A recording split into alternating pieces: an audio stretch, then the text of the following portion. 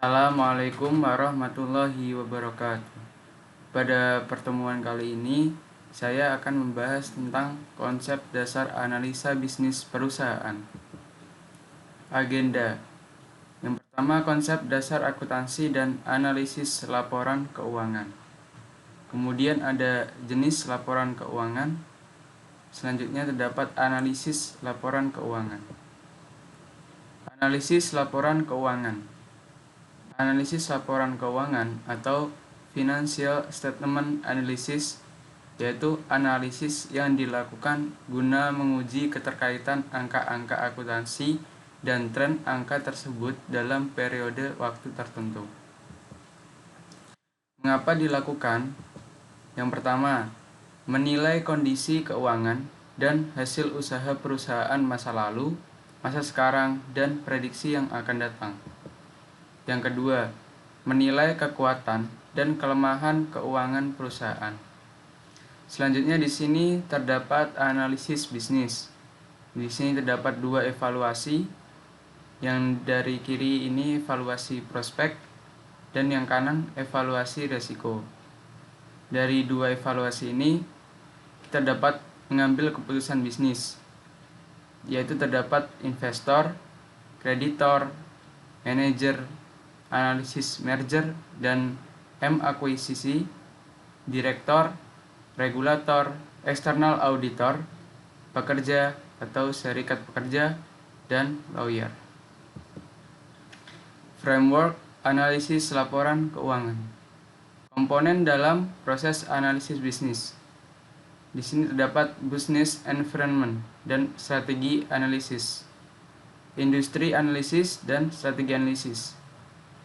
Dari kiri menjadikan accounting analisis, sehingga terdapat financial analysis, analysis of cost loss, profitability analysis, risk analysis, dan berlanjut ke prospective analysis.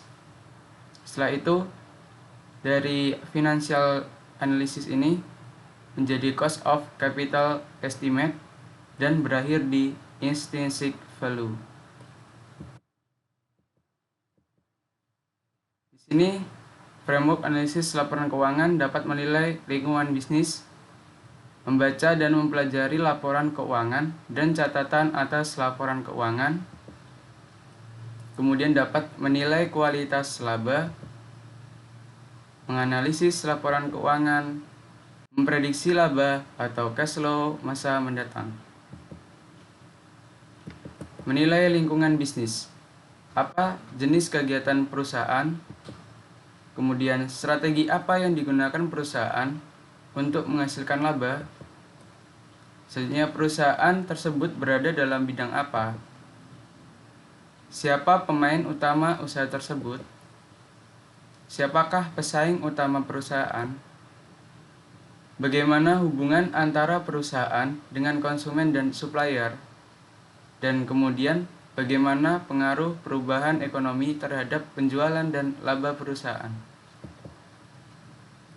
Analisis industri. Analisis potensi laba berdasarkan kondisi industri. Setiap industri memiliki profitabilitas yang berbeda, tergantung dari keunggulan yang dimilikinya. Kompetisi industri dengan industri lainnya akan mempengaruhi profitabilitas industri. Kompetisi dalam industri akan mempengaruhi profitabilitas masing-masing perusahaan dalam industri.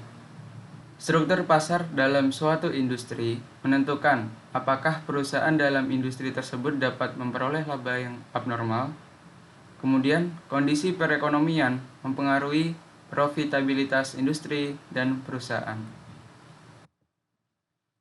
Selanjutnya, aktivitas bisnis.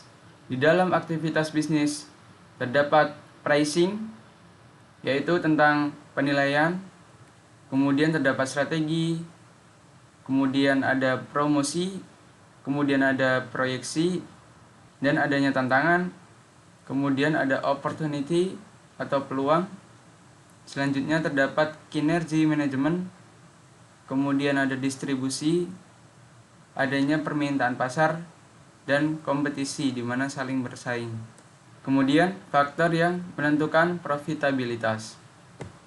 Yang pertama, rivalry among existing firm. Di mana di sini terdapat industry growth, concentration, differentiation, switching cost, fixed variable cost, excess capacity, and excess barriers. Kemudian terdapat threat of new entrants, di mana di sini terdapat scale of economies, distribution access, relationships, and legal barriers. Kemudian threat of substitute product. Di sini terdapat relative price and performance and buyer willingness to switch. Dari ketiga ini menjadikan sebuah industri profitability. Di sini terdapat dua bargaining. Yang pertama, bargaining power of buyers. Di sini terdapat switching cost, differentiation, importance of product for cost and quality, numbers of buyers, and volume per buyers. Yang sebelah kanan, bargaining power of suppliers. Di sini terdapat switching cost, differentiation, importance of product for cost and quality, number of buyer, and volume per buyer. Selanjutnya, analisis keuangan atau financial analysis, di mana proses untuk mengevaluasi posisi keuangan dan kinerja dengan menggunakan laporan keuangan. Analisis profitabilitas. Di sini mengevaluasi pengembalian investasi. Kemudian ada analisis resiko. Di sini tentang mengevaluasi resiko dan kemampuan membayar. Selanjutnya analisis arus kas, di mana di sini mengevaluasi sumber dan penggunaan dana. Alat yang dibutuhkan analisis rasio dan analisis arus kas, sehingga memunculkan resiko akuntansi.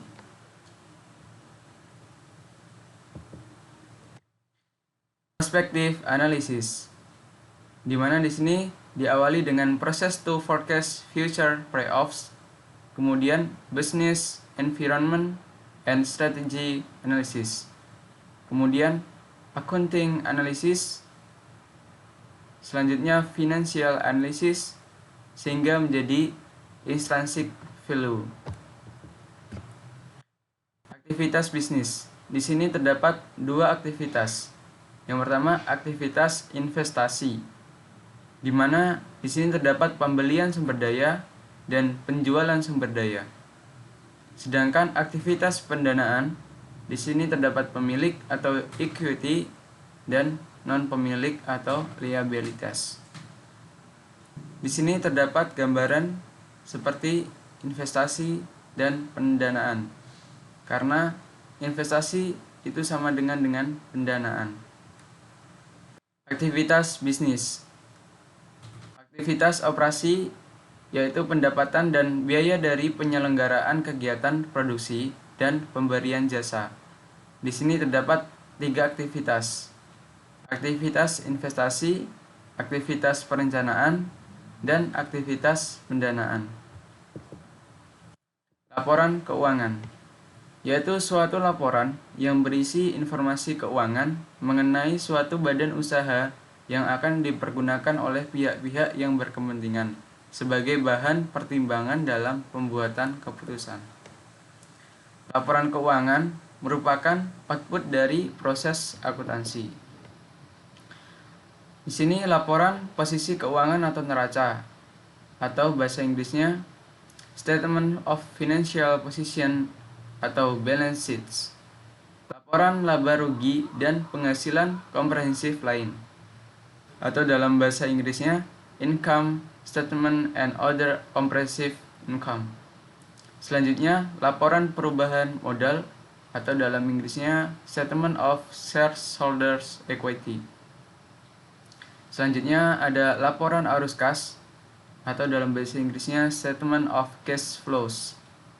Dan yang terakhir, catatan atas laporan keuangan atau notes to the financial statement. Di dalam laporan keuangan dan aktivitas bisnis terdapat dua rencana. Yang pertama, investing. Di bagian current terdapat cash, accounts receivable, inventories, dan marketable securities. Sedangkan di non-current terdapat land, building, dan equipment, pension, dan investment. Sedangkan di financing, current terdapat notes payable, selanjutnya ada accounts payable, salaries payable, dan income tax payable. Sedangkan di non-current terdapat bonds payable, common stock, and retained earning. Operating.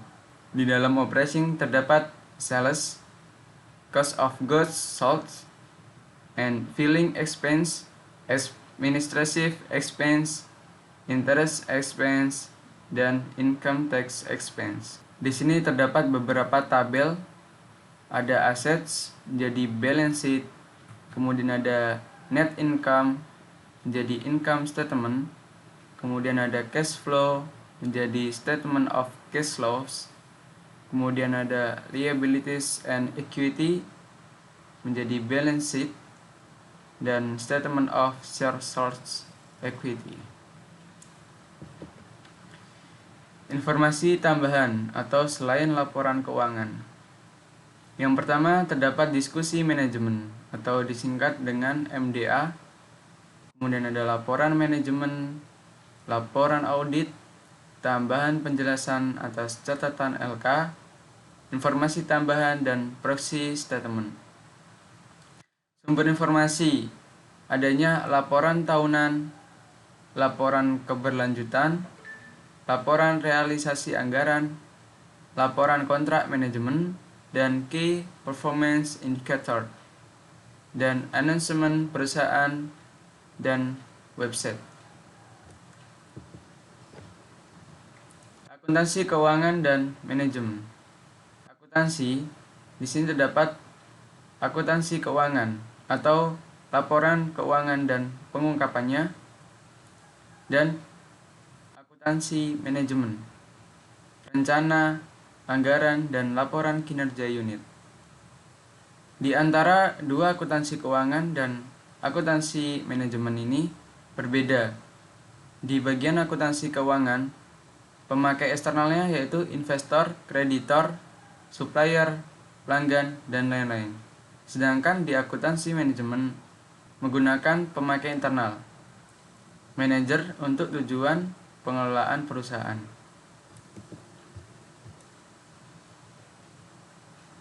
Proses penyediaan informasi. Yang pertama, identifikasi stakeholders. Stakeholders internal, pemilik, manajer, dan pegawai. Eksternal, pelanggan, kreditor, dan pemerintah. Yang kedua, ketahui kebutuhan informasi stakeholders. Selanjutnya, rancang sistem informasi akuntansi untuk memenuhi kebutuhan stakeholders. Selanjutnya, catat data ekonomik dari aktivitas bisnis, sehingga dari SIA ini kita siapkan laporan akuntansi untuk stakeholders.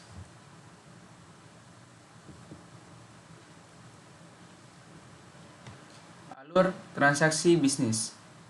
Yang pertama, persetujuan transaksi terlebih dahulu, sehingga transaksi dapat terjadi. Kemudian dokumen disiapkan, catat di jurnal, kemudian diposting ke buku besar, dan siapkan laporan keuangan. Proses akuntansi. Setelah melakukan identifikasi dan pengukuran item yang dicatat, langkah-langkah siklus akuntansi adalah sebagai berikut. Tahap 1, pencatatan atau penjurnalan. Tahap yang kedua, posting dari jurnal ke buku besar. Tahap yang ketiga, membuat neraca saldo atau trial balance sebelum penyesuaian. Tahap keempat, membuat jurnal penyesuaian untuk menyesuaikan akun akrual dan akun penangguhan. Tahap yang kelima, membuat neraca saldo yang disesuaikan. Tahap yang keenam, membuat laporan keuangan. Tahap yang ketujuh, membuat jurnal penutup akun nominal.